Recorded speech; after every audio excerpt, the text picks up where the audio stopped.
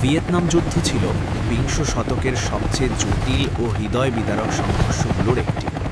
১৯৫৫ থেকে ১৯৭৫ সাল পর্যন্ত চলা এই যুদ্ধ মূলত উত্তর ভিয়েতনাম ও দক্ষিণ ভিয়েতনামের মধ্যে হলেও এর পেছনে ছিল বড় শক্তিগুলোর প্রভাব, বিশেষ করে ইউনাইটেড স্টেটস ও সোভিয়েত ইউনিয়ন।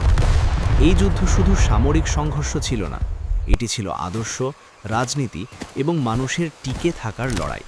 আর এই যুদ্ধে সবচেয়ে আলোচিত বিষয় ছিল গেরিলা যুদ্ধ কৌশল ও এর ফলে সৃষ্টি হওয়া মানবিক ট্র্যাজেডি।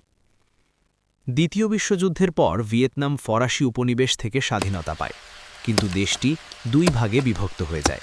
উত্তরে কমিউনিস্ট শাসন, দক্ষিণে পুঁজিবাদী সরকার। উত্তরের নেতা হো চি মিন পুরো দেশকে একত্রিত করতে চেয়েছিলেন, অন্যদিকে দক্ষিণ ভিয়েতনামকে সমর্থন দিচ্ছিল যুক্তরাষ্ট্র, যারা কমিউনিজম ছড়িয়ে পড়া ঠেকাতে চেয়েছিল। এই দ্বন্দ্বই ধীরে ধীরে পূর্ণাঙ্গ যুদ্ধে রূপ নেয়। এই যুদ্ধে সবচেয়ে কার্যকর ও ভয়ঙ্কর কৌশল ছিল গেরিলা যুদ্ধ। উত্তর ভিয়েতনামের সৈন্য এবং দক্ষিণের কমিউনিস্ট সমর্থকেরা, যাদের ভিয়েট কং বলা হয়, তারা সরাসরি বড় যুদ্ধের বদলে ছোট ছোট আক্রমণ চালাত। তারা জঙ্গলে লুকিয়ে থাকত, হঠাৎ আক্রমণ করত এবং আবার অদৃশ্য হয়ে যেত। এই কৌশল আমেরিকান সেনাদের জন্য ছিল এক দুঃস্বপ্ন। ভিয়েতনামের ঘন জঙ্গল, নদী আর পাহাড় গেরিলা যুদ্ধে বড় ভূমিকা রাখে। ভিয়েট কং সদস্যরা গোপন টানেল তৈরি করেছিল, যেগুলি দিয়ে তারা সহজে চলাফেরা করত। তারা ফাঁদ পেত, যেমন মাটির নিচে লুকানো তীক্ষ্ণ বাঁশের কাঁটা, পাঞ্জি ট্র্যাপস, যা অনেক সৈন্যকে আহত করত। কখনো কখনো সাধারণ গ্রামবাসীর মতো ছদ্মবেশে থেকেও তারা আক্রমণ চালাত, ফলে কে বন্ধু আর কে শত্রু তা বোঝা প্রায় অসম্ভব হয়ে পড়ে। অন্যদিকে ইউনাইটেড স্টেটস আধুনিক অস্ত্র, হেলিকপ্টার, বোমা এবং রাসায়নিক পদার্থ ব্যবহার করেছিল।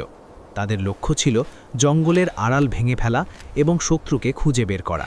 এজন্য তারা এজেন্ট অরেঞ্জ নামের এক ধরনের রাসায়নিক ব্যবহার করে, যা গাছপালা ধ্বংস করত। কিন্তু এই রাসায়নিক মানুষের শরীরেও মারাত্মক প্রভাব ফেলে।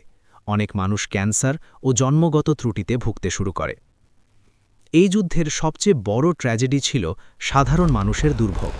লক্ষ লক্ষ নিরীহ মানুষ প্রাণ হারায়, গ্রামগুলো পুড়ে যায়, পরিবারগুলো ভেঙে যায়, শিশুদের চোখের সামনে তাদের বাবা মা মারা যায়, অনেক মানুষ গৃহহীন হয়ে পড়ে। যুদ্ধের মধ্যে জীবনযাপন করা ছিল এক অবর্ণনীয় কষ্ট। ১৯৬৮ সালের টেট অফেন্সিভ ছিল এই যুদ্ধের একটি গুরুত্বপূর্ণ ঘটনা। এই সময় ভিয়েট কং ও উত্তর ভিয়েতনামের বাহিনী হঠাৎ করে দক্ষিণের বিভিন্ন শহরে বড় আক্রমণ চালায়। যদিও তারা সামরিকভাবে বড় জয় পায়নি, কিন্তু এই আক্রমণ আমেরিকান জনগণের মনে যুদ্ধ নিয়ে সন্দেহ সৃষ্টি করে। মানুষ বুঝতে শুরু করে এই যুদ্ধ জেতা এত সহজ নয়। আরেকটি হৃদয় বিদারক ঘটনা ছিল মাই লাই ম্যাসাকার। এখানে আমেরিকান সৈন্যরা শত শত নিরীহ গ্রামবাসীকে হত্যা করে, যার মধ্যে নারী ও শিশুও ছিল।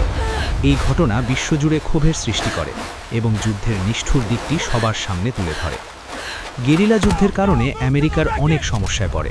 তারা শক্তিশালী হলেও শত্রুকে খুঁজে পাওয়া কঠিন ছিল। সৈন্যরা মানসিকভাবে ভেঙে পড়তে থাকে। অনেকেই দেশে ফিরে মানসিক ট্রমায় ভুগেছে। অন্যদিকে ভিয়েতনামের মানুষও দীর্ঘদিনের যুদ্ধের কারণে চরম কষ্ট সহ্য করেছে। অবশেষে দীর্ঘ ২০ বছরের সংঘর্ষের পর ১৯৭৫ সালে যুদ্ধ শেষ হয়। উত্তর ভিয়েতনাম জয়ী হয় এবং দেশটি একত্রিত হয়। কিন্তু এই জয়ের পিছনে ছিল অগণিত মানুষের রক্ত ও কষ্টের ইতিহাস। ভিয়েতনাম যুদ্ধ আমাদের শেখায় শুধু শক্তি নয়, পরিবেশ, কৌশল এবং মানুষের ইচ্ছা শক্তি কতটা গুরুত্বপূর্ণ। গেরিলা যুদ্ধ দেখিয়েছে ছোট শক্তিও বড় শক্তিকে চ্যালেঞ্জ করতে পারে। তবে এই যুদ্ধ একই সাথে দেখিয়েছে যুদ্ধ কখনোই প্রকৃত সমাধান নয়, এটি শুধু ধ্বংস, মৃত্যু ও কষ্ট বয়ে আনে। আজও ভিয়েতনাম সেই যুদ্ধের ক্ষত বহন করছে। অনেক এলাকায় এখনও অবিস্ফোরিত বোমা রয়েছে। অনেক পরিবার এখনও সেই সময়ের স্মৃতি নিয়ে বেঁচে আছে। ভিয়েতনাম যুদ্ধ তাই শুধু ইতিহাস নয়, এটি এক জীবন্ত ট্র্যাজেডি, যা মানবজাতিকে শান্তির মূল্য বোঝায়। শেষ কথা, ভিয়েতনাম যুদ্ধের গেরিলা কৌশল ছিল বুদ্ধিমত্তার এক উদাহরণ, কিন্তু এর ট্র্যাজেডি ছিল মানবতার এক বড় ব্যর্থতা।